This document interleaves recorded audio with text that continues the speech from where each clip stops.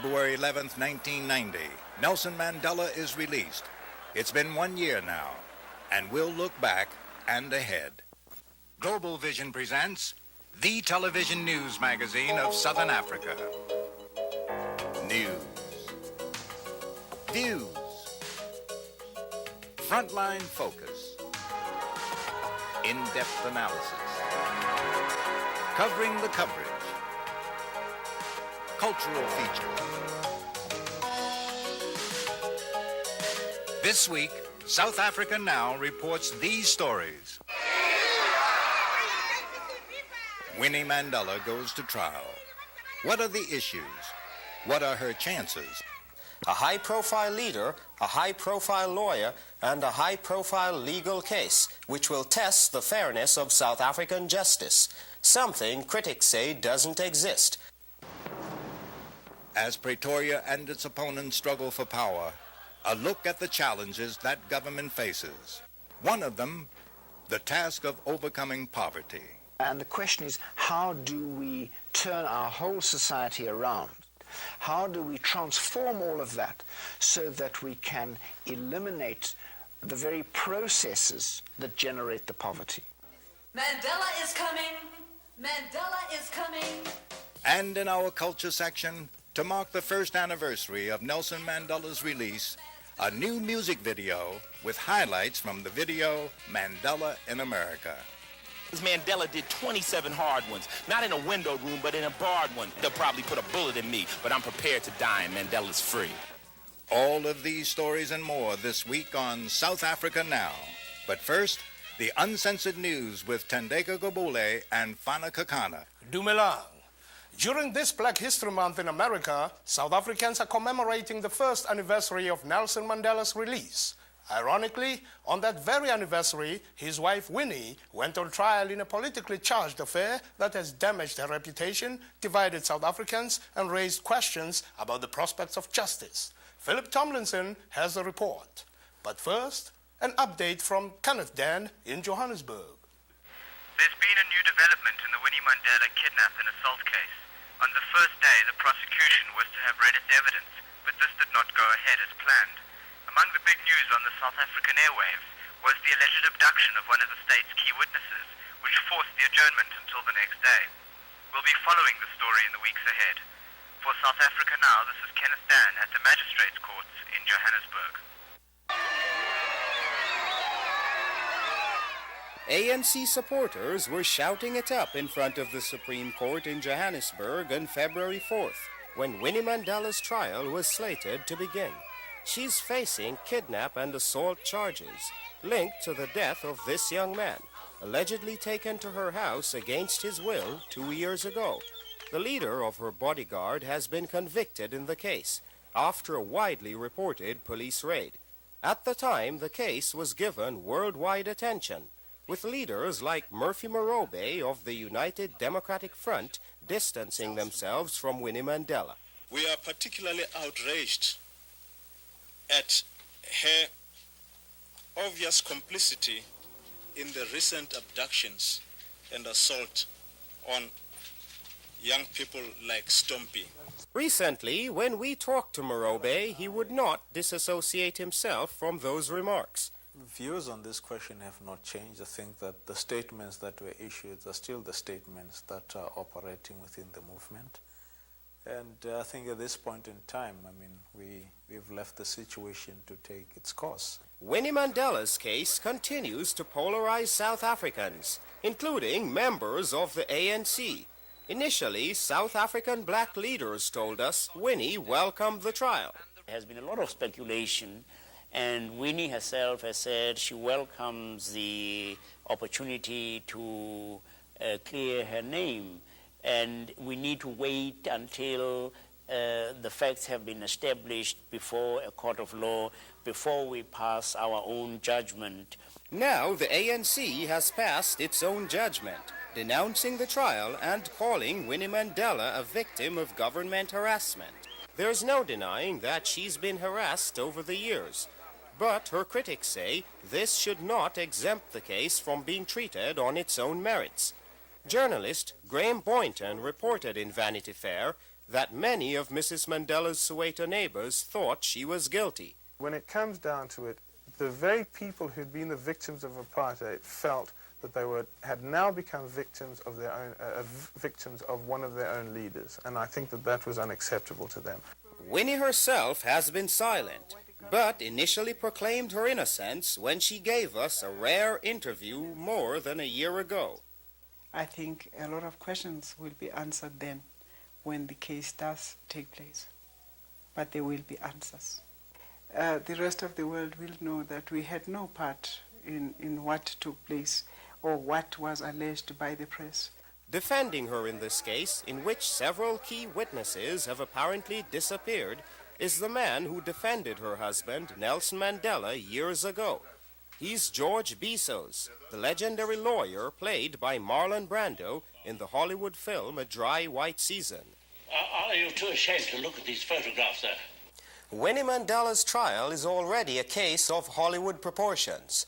A high-profile leader, a high-profile lawyer, and a high-profile legal case, which will test the fairness of South African justice, something critics say doesn't exist. Bizos himself told us how witnesses are often intimidated. The provision of the Act that they will not be released until they make a satisfactory statement is enough coercion for most people to falsely implicate even their best friends. Winnie isn't talking yet, and she remains a controversial figure with strong support among militant youths, and is likely to remain a major personality on the political scene. For South Africa Now, this is Phillip Tomlinson. The de Klerk government is being criticized for a massive roundup that resulted in 11,000 arrests, ostensibly part of a crackdown on crime. The ANC questions whether there was a racial or political motivation in the well-publicized swoop.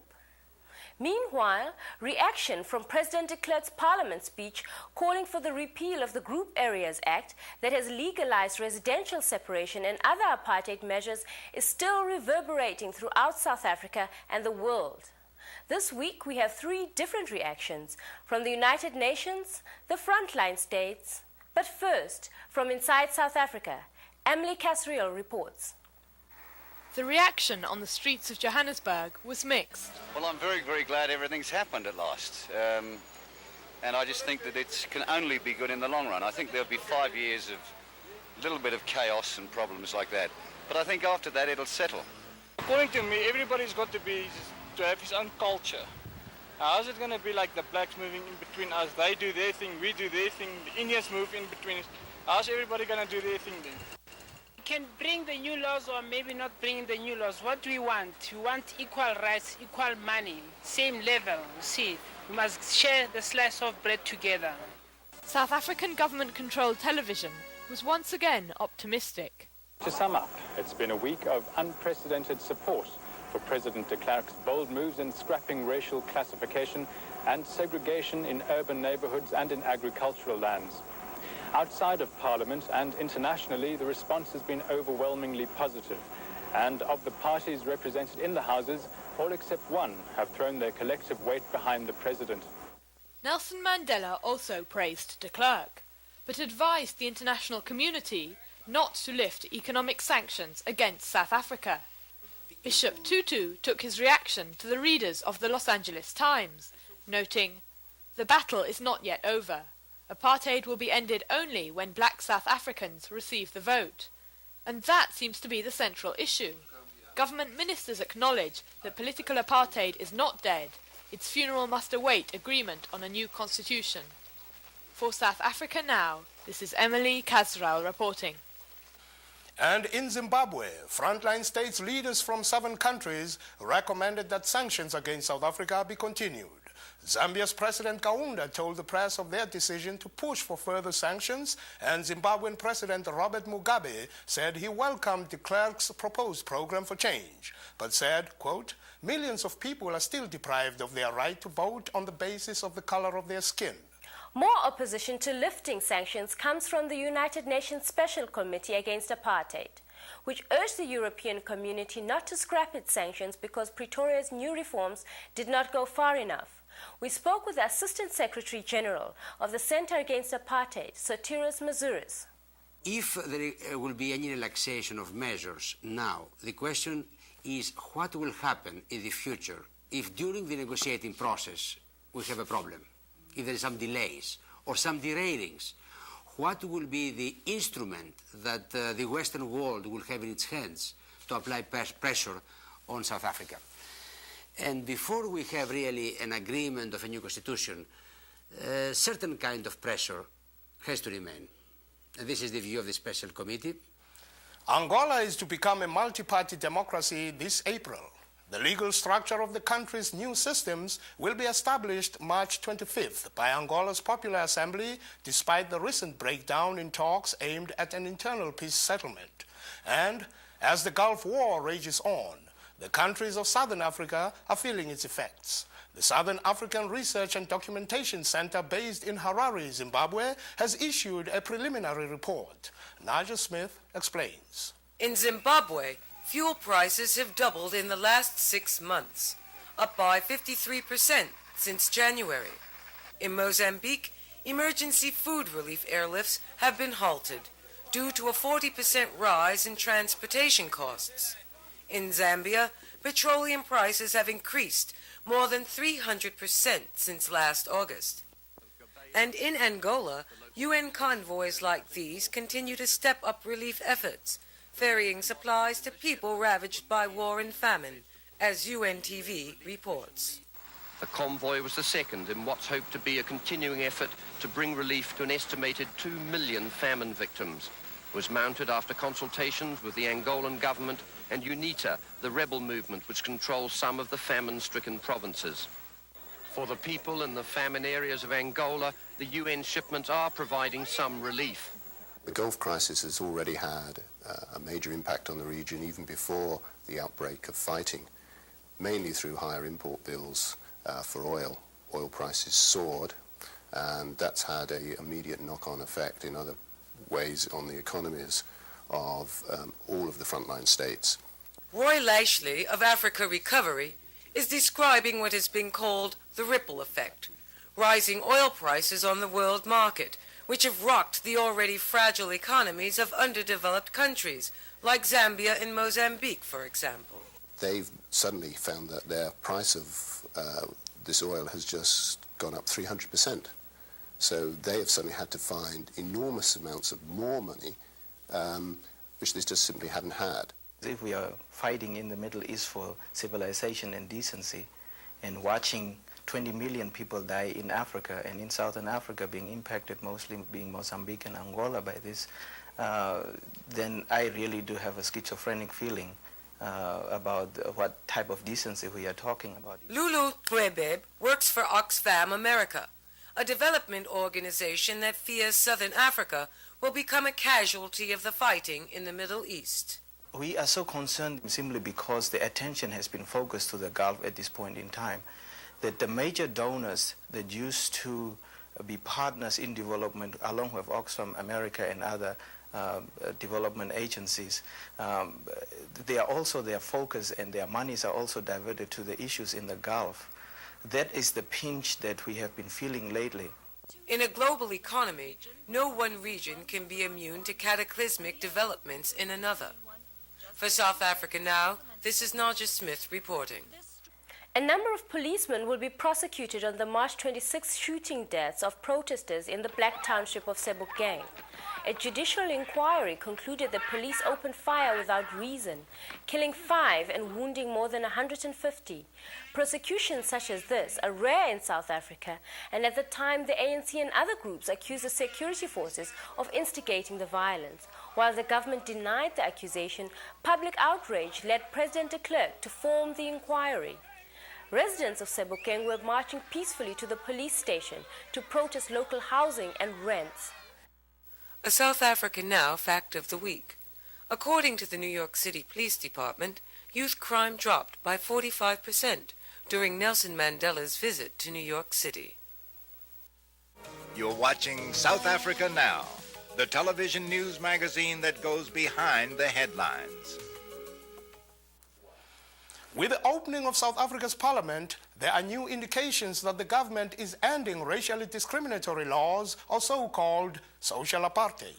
But economic apartheid will remain in place. A year ago, South Africa Now's Caroline Craven looked at the challenge of overcoming vast economic inequities. That report, sadly enough, remains as relevant now as when it last aired on the day of Nelson Mandela's release. Meet Dr. Mampela Rampelli and the economist Francis Wilson. They've written the definitive study, Uprooting Poverty, the South African Challenge. We have in South Africa a systematic process of impoverishing people, which does not start with apartheid. It's a historical fact, whereby the whole colonial process was premised on extracting the wealth of the people for the benefit of the settler class or for the ruling class. South Africa is a rich and powerful country. Its gold and diamonds fueled the growth of the most affluent and advanced economy in Africa. The South African government frequently boasts that its blacks are better off than Africans elsewhere. Huge percentage of South Africa's black population who have indeed lifted themselves out of the third world. These homes in Soweto are offered as evidence of the upward mobility of a few. There are reportedly 17 black millionaires in South Africa. If you look at a statistic which you can use for comparative purposes, which is the infant mortality rate, that you find if you compare between black and white in South Africa and between black and black in the rest of Africa, you find that black South Africans are the worst off. In other words, white South Africans have an infant mortality rate of 12 per 1,000. Black South Africans an infant mortality rate of between 96 and 106 per 1,000, which is 8 times greater. And that infant mortality rate is itself higher than for a number of other black African countries such as Botswana or Zimbabwe or Algeria. But the Carnegie Inquiry documents the lives of the majority, with statistics and stories culled from their struggle to survive. Even though I was born and bred in poverty, I never quite understood its many dimensions, its many faces, and the serious implications of what it actually meant to be poor. The study, Uprooting Poverty, looks at the reality behind the images, like these. People living in hovels. Women lugging heavy loads of timber for fuel on their heads. Exhausted faces and defeated people. These are the faces of poverty. But the study makes 3 principal points that highlight the larger scandal. First, more than half of the black population lives on the brink, below the minimum living level. The minimum living level is one of those scientific lines set which indicates that if you have not enough money to buy the basic necessities of life, you're going to be desperately poor.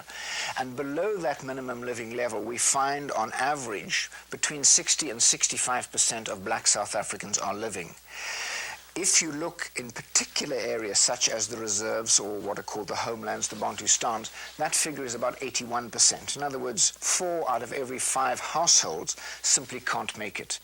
Second, that South Africa has the highest level of inequality of the 57 countries studied. The gap between rich whites and poor blacks is vast. Facts and figures of the gap between the very rich and the very poor speak for themselves, in that you do have inequalities in this country, but not to the same extent. You do have racial discrimination in this country, but it's not legitimated in terms of the law does not say you shall discriminate. This is our dining room where we have dinner parties and where we eat on Sundays. Down there is the family room where the piano is and where we watch television. This film about the worlds of 2 children makes the point.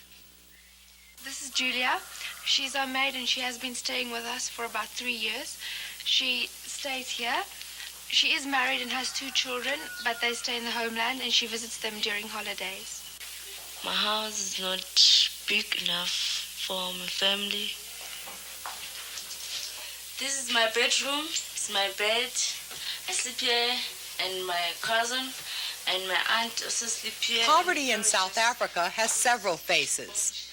The worst is in the so-called homelands or labor reserves like Kwakwa. Between 1970 and 1985, the population of Qwaqwa has risen from 23,000 to of the order of 500,000 people. Not because people have rushed to get there because there are jobs in Qwaqwa, but because they've been squeezed off the surrounding farms by the process of mechanization and agriculture, and they've not been allowed to go into the cities.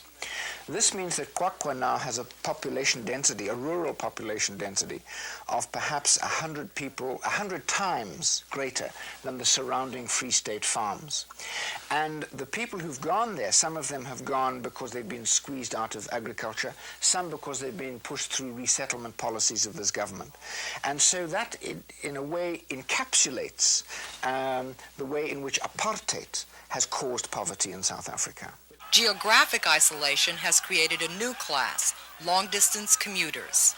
Somebody there may have to get up at 2 in the morning in order to walk perhaps for 20 minutes to a bus stop, to catch a bus at 2:30 or 3 o'clock in the morning, and then to take that bus into Pretoria, which could take 4 or 5 hours bus ride into Pretoria, and then change buses to catch either a bus or a train to work, where he will arrive at 7 or 8 in the morning, and then repeat that whole process in the evening when he knocks off work at 5 o'clock, or she knocks off work at 5 o'clock, and get back at perhaps 10 or 11 o'clock at night.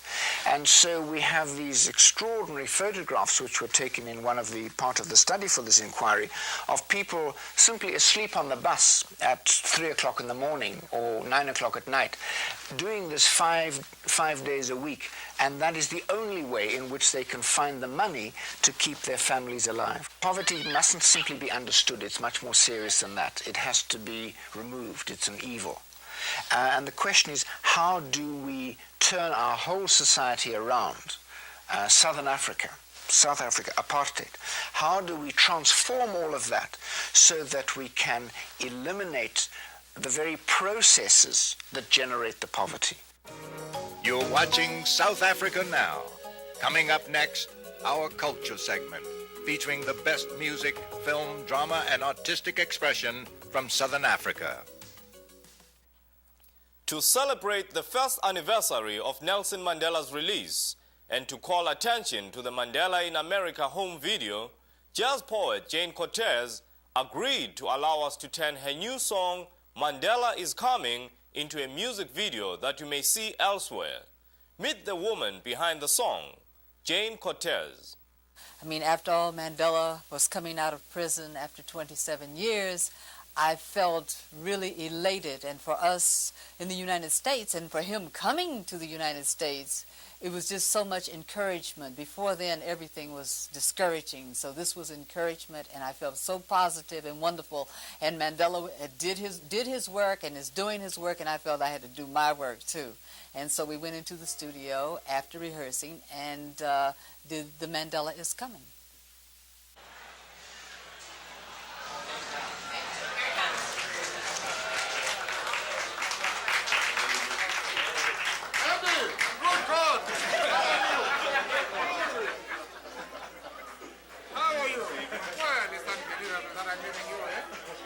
Mandela is coming. Mandela is coming. Mandela is coming. As a result of mass demonstrations, as a result of strikes, boycotts, and sanctions, as a result of organizing in exile, as a result of international support, as a result of grassroots revolts, as a result of armed struggle, as a result of progressive democratic thinking, as a result of revolutionary commitment, as a result of the sacrificial blood, Mandela is coming, apartheid is going. Mandela is coming, apartheid is going. Mandela is coming, apartheid is going. And I would watch television and say, he's gonna come, it's almost there. I would go back here. They told Nelson Mandela not to open his mouth about freedom. They told him he'd better capitulate to oppression. But Mandela refuses to be brutalized into submission. Mandela did not let himself be beaten down by insults. Mandela made the sacrifice, and the sacrifice made Mandela. Mandela makes progress for the movement, and the movement makes progress with Mandela. Mandela is coming, apartheid is going. Mandela is coming, apartheid is going. Mandela is coming, apartheid is going.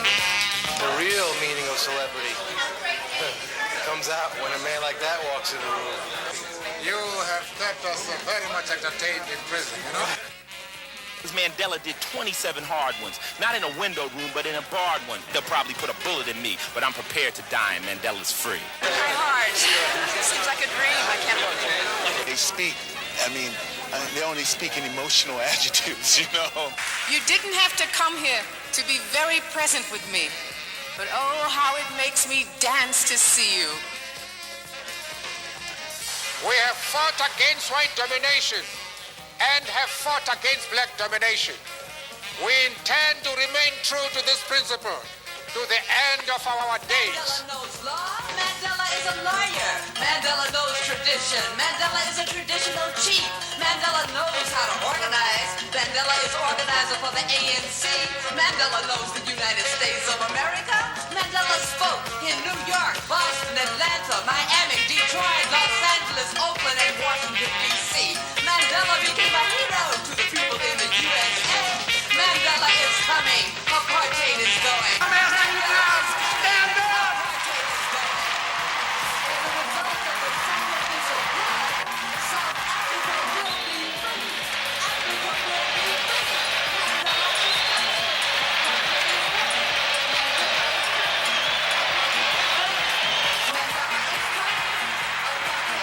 You now know who I am. I am a Yankee. South Africa now has been flooded with calls from individuals and groups who wanted to participate in the national view-in of the Mandela in America home video, which took place in 20 states. In a minute, we'll tell you how you can still order a copy of the tape. If you're interested in any of the issues we cover, send a self-addressed stamped envelope to South Africa Now, P.O. Box 1907, Canal Street Station, New York, New York 10013. South Africa Now is produced by Global Vision on a non-profit basis in association with the Africa Fund, a tax-exempt organization providing assistance and relief to victims of apartheid. On behalf of everyone on South Africa Now, I'm Fana D. Kekana. See you next week. Mandela in America. The new 90-minute video can be ordered from South Africa Now for $25, which includes postage and handling. Write to South Africa Now, Post Office Box 1907, Canal Street Station, New York, New York 10013. A portion of the proceeds will help fund South Africa Now. As a result of mass demonstrations, as a result of strikes, boycotts, and sanctions,